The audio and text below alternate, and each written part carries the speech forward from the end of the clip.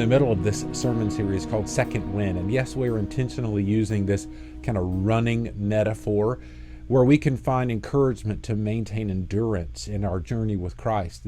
This really starts while we're focusing in some different character stories through Hebrews chapter 11. This really starts back toward the end of Hebrews chapter 10 and continues through to the first of Hebrews chapter 12, where we see that we've got to run with endurance and trust the Lord because there's urgency with the gospel.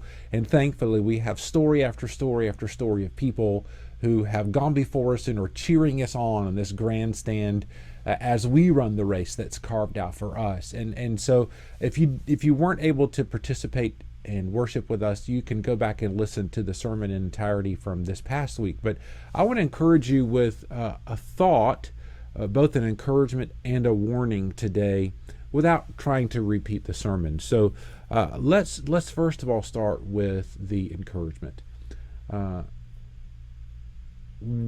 I referred to Jeremiah 29:11 in the sermon. And this is a very, very common, popular verse, I would say often taken out of context. But Jeremiah 29:11 tells us, "For I know the plans for you, declares the Lord, plans to prosper you, not to harm you, to give you a hope in the future."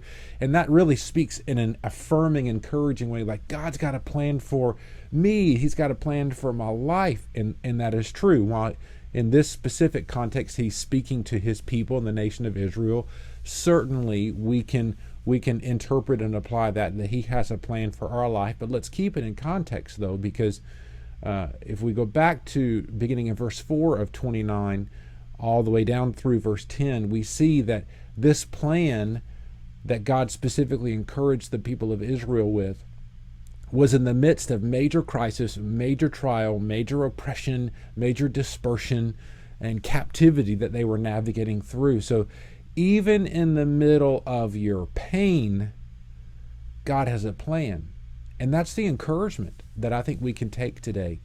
You know, when we look specifically back to the story of Abraham that starts all the way back in Genesis chapter 12, and you get to Genesis 15 and Genesis 23, and you see all these stories and encounters of his faithfulness.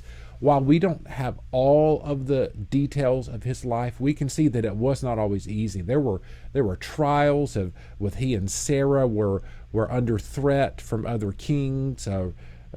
Him being in a situation where he's got to sacrifice his son. His brother is off in Sodom and Gomorrah's in problem. I mean, he's got one problem after another as he's just kind of going in circles sometimes. It wasn't a clear path from point A to point B. There were speed bumps, there were road bumps, there were detours all along the way. And similar to even what we read in Jeremiah 29, I think the encouragement for us is we're called to be faithful and to trust the Lord and to obey him. That doesn't mean it's not always going to be, that doesn't mean it will always be easy. That doesn't mean we won't have road bumps and hurdles and detours even in our journey. But we must be faithful and gain our second wind. That's why endurance is needed. We wouldn't even think about endurance if the race wasn't long. Think about that. Here's the warning. Especially when we look at these characters or these stories in Hebrews chapter 11, it would be the temptation would be to elevate the story to be all about Abraham. While Abraham is certainly someone that is to be commended and to be celebrated, the story is not about Abraham. The story is about a faithful God who provided, who sustained, who directed, who called, who led, and proved himself to be the provider and the sovereign God that he is.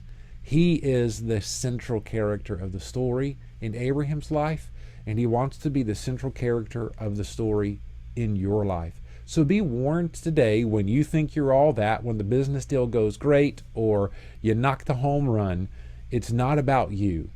Glory be to God for allowing you to be a part of this journey, for having invited you to be on mission with him.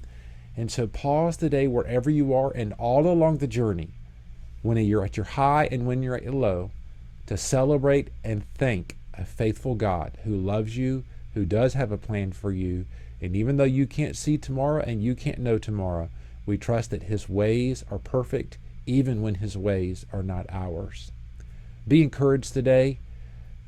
Be on the lookout today for opportunities to show the faithfulness of God toward others while you remain faithful and walk in faith today. Hey, listen, just a simple thought I want to encourage you with today as you get your day going. And throughout this week, I'd love to hear about how God's using you, how He's speaking to you. Check out our website, reach out to us, find out some resource, share with us what God's doing in your life. And in the meantime, have a great one, and we'll see you next time.